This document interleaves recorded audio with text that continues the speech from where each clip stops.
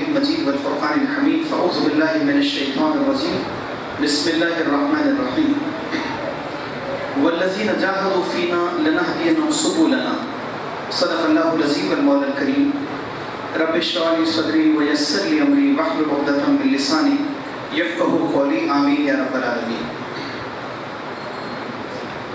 یہاں پر تشریف فرما قابل احترام جماعت کے ذمہ داران اور میرے سامنے تشریف فرما ہم سب کی محسن اور مربی تنظیم سے وابستہ قابل احترام بزرگوں، نوجوانوں اور بہت ہی پیارے بچوں اور پردہ نشین ماؤں بہنوں، السلام علیکم ورحمۃ اللہ وبرکاتہ۔ یہ ہمارے لیے انتہائی خوشی کا موقع ہے کہ ہم تمام لوگ اپنے نفس کی تطہیر کے لیے، اپنے قلب کے تزکیے کے لیے جمع ہیں اور مختلف موضوعات پر مبنی گفتگو سن کر ہم اپنے دلوں میں ایک حرارت ایمانی کو پیدا کرنے کی مستقل کوشش کر رہے ہیں۔ اس وقت مجھے بہت کنسائز طور پر نوجوانوں کا ایک موضوع ذمہ داروں نے دیا ہے اور وہ موضوع ہے علامہ اقبال کے 4 مصروں کا مصرع اولا، جس میں علامہ اقبال نے امت مسلمہ کے نوجوانوں کو ایڈریس کیا ہے۔ اور علامہ اقبال نے اس مصروں میں یہ کہا تھا کہ جوانوں کو میری آہ سحر دے۔ علامہ اقبال کا خواب یہ تھا کہ نوجوانوں سے علامہ اقبال ہمیشہ مخاطبت کرتے تھے اور مخاطب ہو کر نوجوانوں کو اپنے کام پر نہمیز دیتے تھے۔ تو علامہ اقبال نے کہا تھا کہ جوانوں کو میری آہ سحر دے، پھر ان شاہین بچوں کو بالوں پر دے، اور خدایا آرزو میری یہی ہے میرا نور بصیرت عام کر دے۔ اب ہماری گفتگو میں 3 باتیں آج ہم گفتگو کریں گے۔ سب سے پہلی چیز ہم اس بات پر گفتگو کریں گے کہ اسلام میں، تحریک اسلامی میں، ہمارے نسب العین میں نوجوانوں کی کیا اہمیت، امپورٹنس ہے۔ دوسری ہماری گفتگو یہ ہوگی کہ نوجوانوں کے لیے آج کی دنیا میں چیلنجز کیا ہیں اور ان کی ضرورتیں کیسے ہم پوری کر سکتے ہیں۔ اور تیسرا ہم اس موضوع پر گفتگو کرنا ہے کہ علامہ اقبال کی وہ نور بصیرت کیا تھی جسے علامہ اقبال عام کرنا چاہتے تھے۔ یہ 3 دراصل جہتیں ہیں جس پر مشتمل ہماری بات چیت ہے۔ دراصل نوجوانی یا شباب یہ اللہ کی بہت بڑی نعمتوں میں سے ایک نعمت ہے۔ اس لیے انسانی زندگی میں یا کسی شخص سے آپ پوچھیں کہ آپ اپنی زندگی کے کون سے پل کو پسند کرتے تھے تو ہر انسان یہ کہے گا کہ میں دور شباب کو پسند کرتا ہوں۔ شباب انسانی زندگی کا ایک قوتوں سے لبریز دور ہوتا ہے جس میں عزائم پرجوش ہوتے ہیں، مسل پاورز بھی ہوتے ہیں اور ذہن بھی پرمغز ہوتا ہے اور نئے نئے خیالات ہمارے ذہنوں میں سماتے ہیں۔ تو معلوم یہ ہوتا ہے کہ اللہ کی بڑی نعمتوں میں ایک بڑی نعمت یہ دور شباب ہے۔ میرے بھائیوں، جتنی قومیں، جب ہم قوموں کی تاریخ پڑھتے ہیں انسانی دنیا میں تو ہمیں معلوم یہ پڑتا ہے کہ ہر قوم، ہر مملکت اور ہر ریاست اگر باب عروج پر پہنچتی ہے تو اس میں سب سے بڑا کردار اگر کسی عنصر کا ہوتا ہے تو وہ نوجوان قوم کا ہوتا ہے۔ اگر ہم یہ کہیں کہ شباب دراصل ایک بہت بڑی کرنسی کا نام ہے، جوانی ایک بہت بڑے ایسٹ کا نام ہے، اور یہ کرنسی یا ایسٹ، یہ دولت جب انسان کے پاس سے رخصت ہو جاتی ہے تو انسان ساری دولتیں دینے کے بعد بھی اپنے یہ دور شباب کو حاصل نہیں کر سکتا۔ یہی وجہ ہے کہ قیامت کے دن اللہ کے نبی صلی اللہ علیہ وسلم نے ارشاد فرمایا کہ روز قیامت ابن آدم کے قدم اللہ کی جناب سے ہل بھی نہیں سکتے جب تک کہ وہ اللہ کے 5 سوالوں کا جواب نہ دے۔ اللہ کے نبی صلی اللہ علیہ وسلم نے 5 سوالات کے ڈائمینشنز بتائے، کس کس موضوع پر سوال ہوگے، مگر ایک بڑا سوال جو اللہ سبحانہ و تعالیٰ فرمائے گا وہ ایک بندے سے پوچھے گا کہ میرے بندے، میں نے تجھے دور شباب یعنی جوانی دی تھی، اب تمہارا جواب یہ دینا ہوگا کہ تم نے اپنی جوانی کو کس راستے میں لگایا تھا۔ اس سے معلوم یہ ہوتا ہے کہ ہماری زندگی میں جوانی کا حساب کتاب اللہ تعالیٰ یہ سیپریٹ ہم سے پوچھنے والا ہے اور اللہ کی جناب میں ہمیں اس کا بہت ہی بامانی جواب دینا ہے۔ حضرت عمر رضی اللہ تعالیٰ کی دعا ہم بار بار سنتے، کہتے بھی ہیں اور سناتے بھی اور سنتے بھی ہیں۔ حضرت عمر رضی اللہ تعالیٰ جو خلیفہ ثانی ہیں، ایک مرتبہ اپنے ساتھیوں کے ساتھ تشریف فرما تھے اور آپ نے اپنے سارے ساتھیوں سے کہا کہ اے میرے بھائیوں، ساتھیوں، میری خواہش یہ ہے کہ ہم میں سے ایک ساتھی کچھ دعا کرے اللہ تعالیٰ سے تاکہ ہم اس دعا پر سب مل کر آمین کہیں۔ تو خلیفہ ثانی نے شروع کیا، ایک صحابی سے کہا کہ آپ دعا کیجئے، آپ اللہ سے کیا مانگنا چاہتے ہیں جو آپ کی دعا قبول ہو جائے۔ لکھا ہے حدیث کی کتابوں میں کہ ایک صحابی نے اب دعا مانگی، اور دعا یہ تھی کہ اللہ سبحانہ و تعالیٰ میں تجھ سے ایک کمرہ بھر کر ڈھیر سارے ہیرے اور جواہرات چاہتا ہوں، تاکہ جب وہ ہیرے جواہرات مجھے اللہ تو عطا فرما دے تو میں ایک ایک کو تیرے راستے میں لگا کر ثواب حاصل کروں۔ سارے ساتھیوں نے آمین کہا۔ خلیفہ ثانی کی چھوٹی سی جنبش پر دوسرے ساتھی نے اپنی دعا کا آغاز کیا، اور انہوں نے کہا میں اللہ سے یہ دعا مانگتا ہوں کہ اے میرے پروردگار مجھے ڈھیر سارا سونا اور چاندی عطا فرما، تاکہ میں سارے سونے اور چاندی کی اس دولت کو اللہ تیرے راستے میں لگاؤں۔ اس پر تمام لوگوں نے آمین کہا۔ جب تمام لوگ دعائیں کرنے لگے تو کسی ساتھی نے کہا کہ خلیفہ ثانی ہم تو اظہار اپنی دعاؤں کا کرتے ہیں، مگر ہمارے خلیفہ بھی تو کیا سوچتے ہیں، ذرا معلوم پڑے۔ اب میرے بھائیو خلیفہ ثانی کی نگاہ وہ بڑی بصیرت آمیز نگاہ تھی، بڑی دور کی سوچ تھی۔ آپ بہت ہی ویژنری پرسنالٹی تھے۔ آپ سے کہا گیا کہ آپ دعا مانگے۔ خلیفہ ثانی نے دعا مانگنا شروع کیا۔ خلیفہ ثانی کہتے کہ اے میرے رب العالمین میں تجھ سے ہیرے جواہرات نہیں چاہتا، اے میرے رب کونین میں تجھ سے سونا چاندی نہیں چاہتا، اللہ تعالیٰ میں تجھ سے یہ دعا مانگتا ہوں کہ تو مجھے ڈھیر سارے معاذ بن جبل عطا فرما، تو مجھے ڈھیر سارے عبداللہ بن مسعود عطا فرما، اور تو مجھے ڈھیروں حذیفہ بن الیمان عطا فرما رضی اللہ تعالیٰ عنہم، تاکہ سارے نوجوان مجھے اللہ کے لیے دستیاب ہو جائے تو میں ایک ایک نوجوان کو اللہ تعالیٰ تیرے راستے میں لگا کر ثواب کی نیت سے حاصل کر سکوں۔ تمام لوگوں نے نہ صرف یہ کہ آمین کہا، بلکہ اس سے ان نوجوانوں کا امپورٹنس قیامت تک کے لیے بڑھ چکا ہے کہ کیسے نوجوان تھے جن نوجوانوں نے اپنے شباب کی رانائیوں کو اقامت اسلام یا اقامت دین کے لیے لگانے کی کوشش کی۔ یہ دراصل سمبولک نوجوان ہیں، چاہے وہ حذیفہ بن الیمان ہو، چاہے عبداللہ بن مسعود ہو، چاہے معاذ بن جبل رضی اللہ تعالیٰ عنہ ہو۔ میرے بھائیوں اس سے معلوم یہ ہوتا ہے کہ ہر زمانے میں نوجوانوں کا امپورٹنس بہت گہرا رہا ہے۔ آج میرے بھائیوں ہم ذرا رک کر اس بات پر غور کریں گے کہ تحریک اسلامی جب ہم براڈ پرسپیکٹیو میں کہتے ہیں، بڑے وسیع معنوں میں کہتے ہیں، تو ہمارا ایمان ہے کہ آج سے 1500 برس پہلے تحریک اسلامی کے جو قائد تھے وہ اللہ کے آخری نبی نبی مکرم صلی اللہ علیہ وسلم تھے۔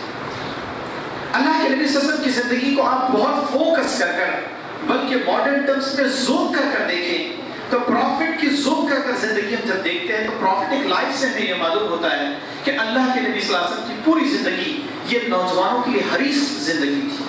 اللہ کے نبی صلی اللہ علیہ وسلم نوجوانوں کے بہت طلبگار تھے، حریص تھے آپ، اور ایک ایک سوسائٹی کے ایک ایک نوجوان کو بڑا کین آبزرویشن کے ساتھ اپنے مشن میں کہاں سیٹ کرنا ہے اس کے لیے مستقل سوچتے تھے۔ اگر ہم اسے محسوس کریں تو معلوم یہ ہوتا ہے کہ اللہ کے نبی صلی اللہ علیہ وسلم نے نوجوانوں کی جمعیت تیار فرمائی اور ان کی تربیت کے بعد اسلام کی اقامت کے لیے لوگوں کو نت نئے محاذ پر ٹھہرایا ہے۔ اللہ کے نبی صلی اللہ علیہ وسلم کی زندگی کا ایک بہت ہی خوشنما ایپیسوڈ ہے، یہ ایپیسوڈ پروفیٹک لائف کا ایپیسوڈ مکہ المکرمہ کا ہے۔ یہ نبوت کا بالکل شروعات کے نبوت کے دن ہے۔ اللہ کے نبی صلی اللہ علیہ وسلم نے تمام لوگوں کو جمع فرمایا، گھر میں دعوت کر رہے ہیں۔ اب آپ ذرا غور کیجئے اس ایپیسوڈ میں ہم کیا دیکھتے ہیں۔ اللہ کے نبی صلی اللہ علیہ وسلم کے سامنے کفار اور مشرکین کے بڑے بڑے سردار موجود ہیں۔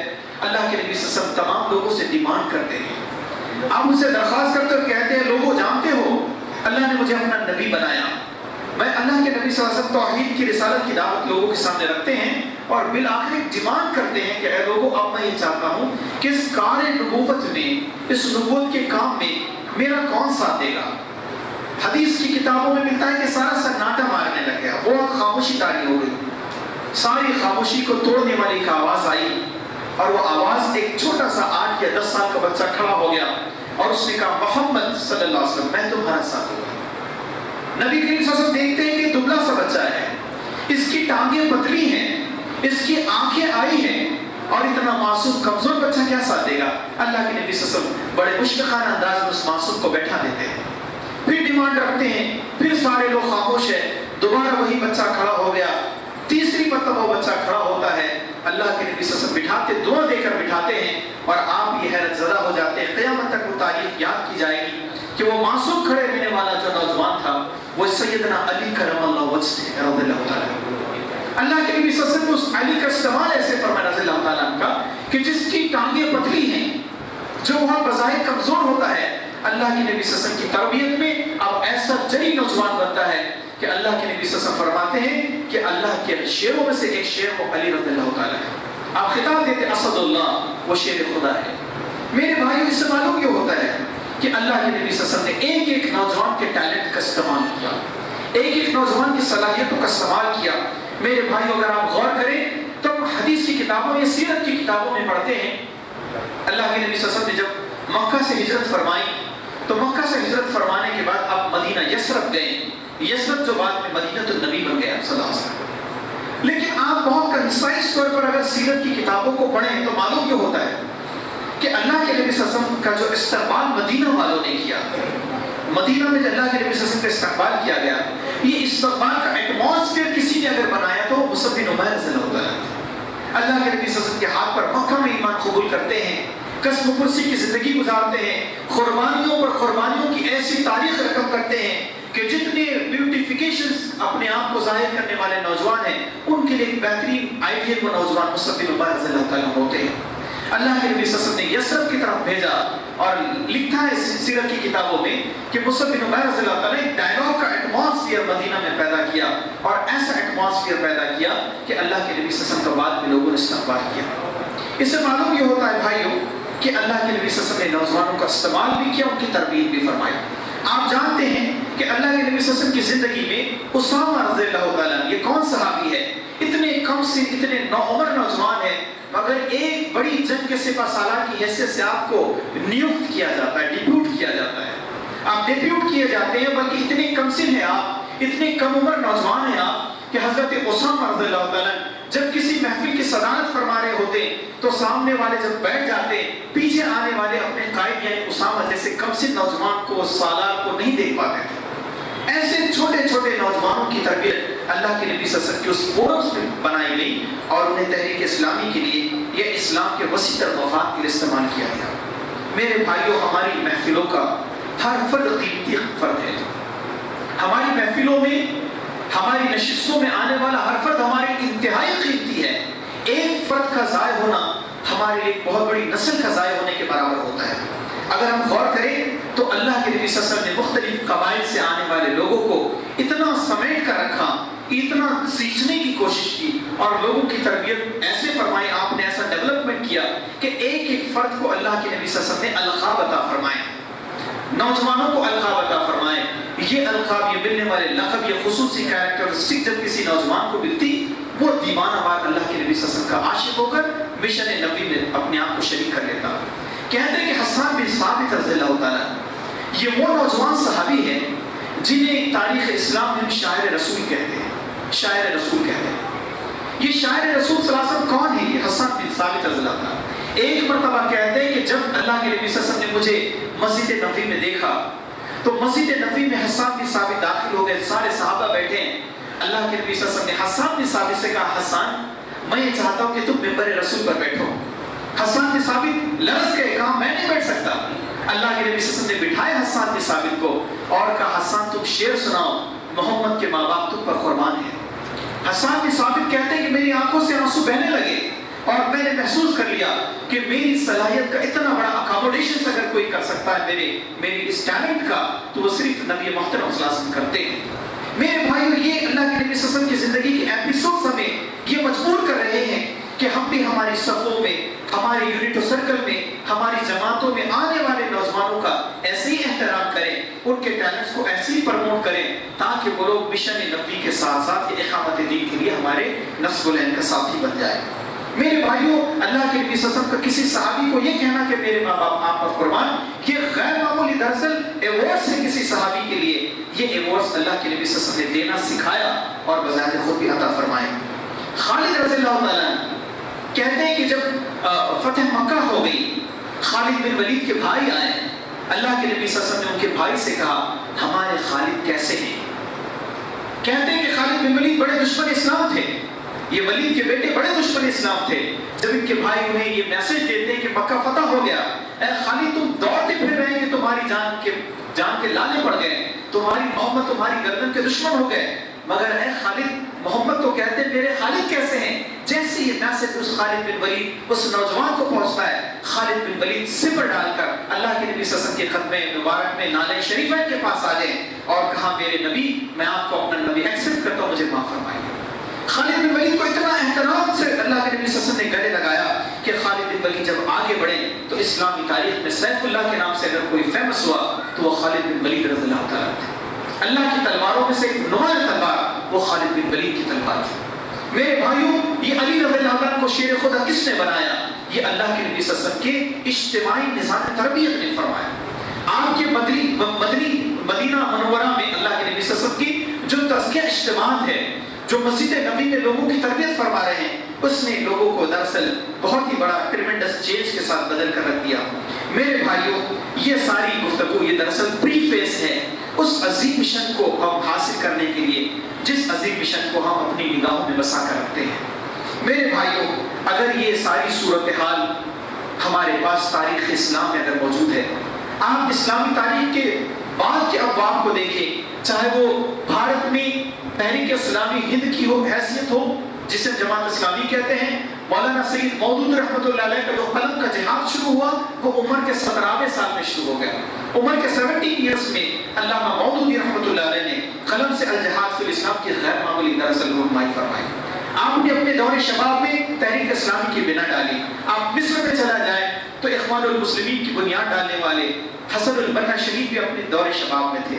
سید قطب شہید جب پھانسی کے پھندے کو چوب رہے تھے، وہ اپنے پورے شباب کے رانائیوں کو لگانے کے بعد چوب رہے تھے کہ میں نے پورے شباب کی رانائیوں کا خدا تیرے راستے میں لگایا۔ میرے بھائیوں، معلوم یہ ہوتا ہے کہ جتنی تحریکات اسلامی، یہ جتنی تحریکات، یہ جتنے مشن، یہ جتنے نسبلائیں جب اس دنیا میں کامیاب ہوتے ہیں تو ان کی پشت پناہی کرنے والا اگر کوئی ایسٹ ہوتا ہے وہ نوجوانوں کا اور دور شباب رکھنے والے گروپ کا ہوتا ہے۔ اس کے بعد اگر ہم ہمارے دوسرے موضوع گفتگو جو یقیناً بڑا امپورٹنٹ موضوع ہے، آج میرے بھائیوں ہم نے یہ دیکھنا چاہیے کہ اس وقت ہمارے سامنے چیلنجز کیا ہے، نہ صرف ہمارے سامنے بلکہ نوجوانوں کے سامنے چیلنجز کیا ہے۔ آپ کو اس چیلنجز پر گفتگو کرنے سے پہلے یہ معلوم ہونا چاہیے کہ ابھی بہت انڈیا میں اسے اتنا زبان زد کیا گیا اور انڈیا کی پاپولیشن کے بارے میں کہا جاتا ہے کہ انڈیا میں اس وقت more than 60% پیپل جو انڈیا میں پائی جاتی ہیں وہ according to the census reports وہ نوجوان ہیں۔ انڈیا کو کہا جاتا ہے کہ 60% سے زائد افراد جو ملک میں جیتے ہیں وہ نوجوان ہیں۔ اگر انڈیا میں یہ بات ہوتی ہے، بہت سارے لوگ اس استعمال کرتے ہیں، پولیٹیکل ونگز بھی نوجوانوں کا استعمال کرتی ہے، سوشل ونگز بھی استعمال کرتی ہیں۔ آج ہمارے لیے سوال یہ پیدا ہوتا ہے کہ اگر ہندوستان کی آبادی کا 60% حصہ نوجوانوں کا ہے تو آج ہم اپنے تمام لوگ اپنا ایوالویشن کرنا ہے، ہم نے اپنے آپ کو ایوالو کرنا ہے اور دیکھنا ہے کہ کیا ہماری مقامی یونٹیں، مقامی جماعتیں، کیا وہ بھی 60% نوجوان اپنے پاس رکھتی ہیں؟ اگر ہمارے پولس میں اتنے نوجوان نہیں آ پائے تو اس سے معلوم یہ ہوتا ہے کہ ہمارے اتنے سارے امت مسلمہ کے نوجوان آخر وہ کہاں چلے گئے؟ ایسے سارے نوجوانوں کے حریص میرے بھائیوں ہم تمام لوگوں نے بننا چاہیے۔ دوسری بات اگر ہم دیکھیں ہمارے پاس چیلنجز کیا ہے، اس پر کوئی تفصیلی گفتگو نہیں ہوگی، یہ صرف ہمارے لیے سائنوپسس ہے، اس کو ہم ایلیبوریٹ کر سکتے ہیں، اس کی ہم اور مزید تشریح کر سکتے ہیں۔ نوجوانوں کے لیے بہت بڑا چیلنج اس وقت جو ہے وہ فحاشی اور یعنی نگن کلچر کا ہے، نیوڈیزم کا ہے۔ نیوڈیزم اتنا عام ہو چکا ہے، کسی زمانے میں لوگ فلمی تھیٹرز میں ٹکٹ کی لائن میں لگنا بہت شرم محسوس کرتے تھے، کوئی دیکھ نہ لے۔ آج وہ فلمی تھیٹرز اتنے عریاں تصاویر کے ساتھ چھوٹی سی موبائل کی اسکرین پر ہر نوجوان کے ہاتھ میں ہے۔ امت مسلمہ کے نوجوانوں کے لیے بہت بڑا چیلنج آج ہمارے سامنے ہے، وہ عریانیت کا چیلنج ہے، وہ بے مقصدیت کا چیلنج بھی ہے کہ امت مسلمہ کے میکسیمم نوجوانوں کے سامنے کوئی واضح نصب العین نہیں ہے، کوئی مقصد نہیں، تو امت مسلمہ کے نوجوانوں کے سامنے بہت ہی خطرناک چیلنج کی صورت میں ہمارے سامنے ہے۔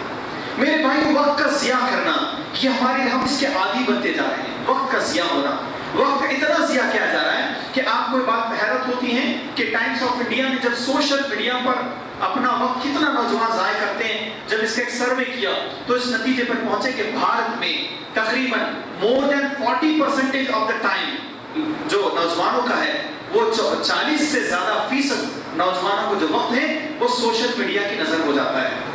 سوشل میڈیا کی نظر ہو جاتا ہے اور اس میں امت مسلمہ کے نوجوان بھی ہے. ہم کنویت میں جا رہے ہیں. تقریباً 4-5 سالوں سے امت مسلمہ کے نوجوان ڈپریشن والی زندگی بھی گزار رہے ہیں. ایک بڑا طبقہ امت مسلمہ کا ایسا بھی ہے جو ڈپریس ہوتا جا رہا ہے کہ حالات، کرائم، حکومتیں، عزائم یہ کیسے ہوگا، اور وہ اس کے ذریعے سے ڈپریشن میں جا رہے ہیں. اور جہاں ڈپریشن میں جا رہے ہیں ایک دوسرا حصہ ہے جو ایکسٹریمسٹ ہو رہا ہے. یہ بھی ہمارے لیے بہت بڑا چیلنج ہے. میرے بھائیوں، ان سارے چیلنجز میں سب سے بڑا چیلنج اگر بحیثیت مومن ہمارے سامنے ہے وہ رب العالمین سے لا تعلقی کا چیلنج ہے. ہم اپنے رب العالمین سے بے تعلق ہو رہے ہیں. یہ بھی ہمارے لیے بہت بڑا چیلنج ہے میرے بھائیوں. لیکن اب یہ ساری اگر ہمارے سامنے امت مسلمہ کے نوجوانوں کے سامنے اگر یہ چیلنج ہے، اوریجنل یقیناً چیلنج ہے، تو پھر دراصل ہمیں اسلامی تاریخ سے یہ بات ملتی ہے کہ خود اللہ کے نبی صلی اللہ علیہ وسلم کی ذات مبارک سے ہمیں یہ بہت زیادہ واقعات اس سے منسوب ہے کہ اللہ کے نبی صلی اللہ علیہ وسلم نے نہ صرف یہ کہ لوگوں کو سوسائٹی، سماج سے اپنے قریب لایا، بلکہ اللہ کے نبی صلی اللہ علیہ وسلم نے شخصیتوں میں موجود صلاحیتوں کو رخ بدلا ہے. صلاحیتوں کو رخ بدلا ہے. میں ایک مثال ڈیمو کے طور پر، یہ ڈیمو ہے ہمارے پاس، ایک مثال میں پروفیٹک لائف سے دیتا ہوں اور ایک مثال میں آپ کو ماڈرن ٹرمز میں دیتا ہوں. پروفیٹک لائف سے ایک مثال یہ ہے، اللہ کے نبی صلی اللہ علیہ وسلم کے پاس ایک بڑھیا آئی. اس بڑھی عورت نے کہا، اے اللہ کے نبی صلی اللہ علیہ وسلم، یہ ہے میرا نوجوان، یہ آپ کے صحابی ہے، مگر اس کی کمزوری یہ ہے کہ صبح میں لیٹ سے اٹھتا ہے، بہت زیادہ سوتا ہے. وہ صحابی تھے رضی اللہ تعالیٰ. اب اللہ کے نبی صلی اللہ علیہ وسلم کے بعد خود ان کی ماں آئی شکایت کرنے، قائد کے پاس آئی، لیڈر کے پاس، اللہ کے نبی صلی اللہ علیہ وسلم کے پاس، یہ میرا بیٹا آپ کا صحابی ہے نا رضی اللہ عنہ، تمہارے دوست ہیں، یہ بہت دیر سے اٹھتے ہیں اور بہت زیادہ سوتے ہیں.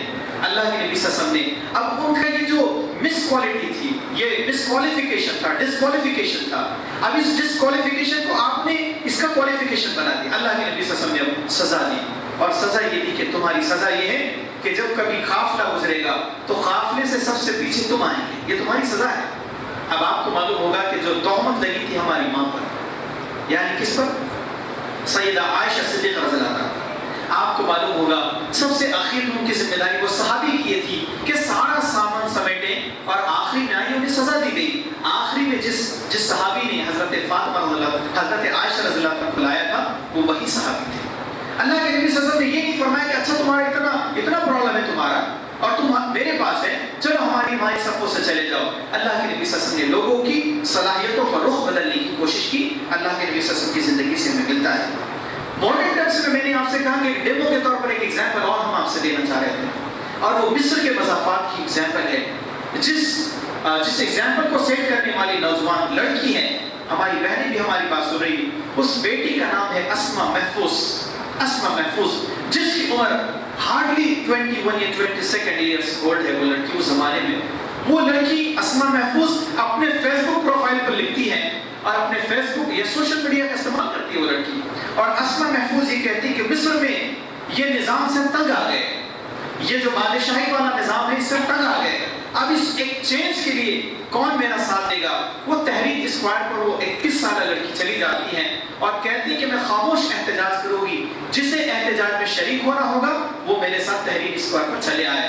کہتے ہیں کہ فیس بک پر جیسے اس نے اپنا پروفائل ڈالا، وہ جمعے کا فرائیڈے کا دن تھا، جیسے ہی ڈالا تو آپ نے معلوم ہوگا آپ کو کہ جمعہ کی اذان کے بعد تک اتنی وہاں پر عوام ہو گئی کہ کئی ہزار لوگ وہاں پر شریک ہو گئے. اور کہتے ہیں کہ 3 بجنے کے بعد وہاں پر 1 لاکھ سے زائد کا مجمع موجود ہے.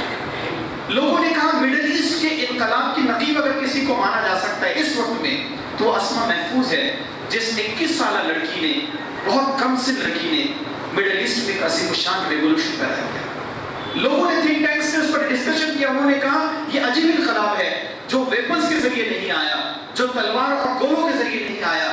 یہ انقلاب مڈل ایسٹ میں جو آیا وہ سوشل میڈیا کا ریولوشن ہے، سوشل میڈیا کا انقلاب. آپ کو یہ بات جان کر حیرت ہوگی کہ جب لوگ پر ڈسکشن وہاں پر ہو رہا تھا جنتر منتر پر، تو جنتر منتر پر انا صاحب نے کئی مرتبہ جس تحریک اسکواڈ کا بار بار ذکر کیا، انہوں نے یہ نہیں کہتے تھے کہ اسما محفوظ اور مصر کی بات انہوں نے نہیں کی. انہوں نے کہا ہم جنتر منتر کو تحریک اسکواڈ بنا دیں گے. آپ سمجھ رہے ہیں اس میں کیا کوریلیشنز ہے. انہوں نے اسما محفوظ کو ایک بڑا اسٹیٹس دیا اور انڈیا اور پاکستان بلکہ یہ کہا جاتا ہے کہ پورے ایشیا پیسفک میں تحریک اسکواڈ ایک آئیڈیل اسکواڈ اور جنتر منتر کی طرح لوگوں کے سامنے آئے کہ کیسے ایجیٹیشنز ہوتے ہیں، کیسے پروٹیسٹ ہوتے ہیں. تو یہ سوشل میڈیا کا میں آپ سے بتانا یہ چاہ رہا ہوں کہ ہم لوگوں کی اور نوجوانوں کی صلاحیتوں کا رخ بدلنے کی کوشش کرے. صلاحیتوں کا رخ بدل سکتا ہے, آپ لوگوں کو نہ بدلے, لوگوں کی صلاحیتوں کا رخ میرے بھائی بدل سکتے ہیں. میں آخری بات میری گفتگو کا جو موضوع ہے وہ دراصل تحریک اسلامی کی موجودہ ضروریات, یعنی ہماری اس وقت کی ماڈرن ٹرمز میں ہماری نیڈز کیا ہے, ہماری ریکوائرمنٹس کیا ہے جو تحریک اسلامی ہم سے چاہتی ہے. میرے بھائیوں, اس وقت دراصل ہمارے پاس, ہم نے نوجوانوں کے پول کو بہت ایلیبوریٹ کرنا چاہیے, بہت وسیع کرنا چاہیے, اور دراصل ہم نے اس بات کی کوشش کرنی ہے کہ نوجوانوں کی بہت بڑی کھیپ یا باصلاحیت نوجوانوں کی ایک بڑی کھیپ ہم تحریک اسلام کی گود میں اپنے لانے کی کوشش کرنی چاہیے. اور اس کے لیے اب یہ کہنا مناسب ہوگا کہ اس وقت کی نوجوان نسل اب وہ ہمارے خطابات سے, ہمارے بیانات سے, ہمارے آؤٹ ورڈ اسٹائل سے وہ اتنی متاثر نہیں ہوتی جتنی متاثر وہ دراصل ہمارے ایکٹیویزم سے ہوتی ہے, ہماری ڈائیورسفائڈ ایکٹیویٹیز سے ہوتی ہے. ہم لوگوں نے کوشش یہ کرنی ہے کہ نت نئے پروگرامز, نت نئی سرگرمیاں ہم نوجوانوں کو دینے کی کوشش کریں جن کے ذریعے اس لوگ کی دراصل صلاحیتوں میں اضافہ ہو اور وہ تحریک اسلامی کا پارٹ اینڈ پارسل بن سکیں.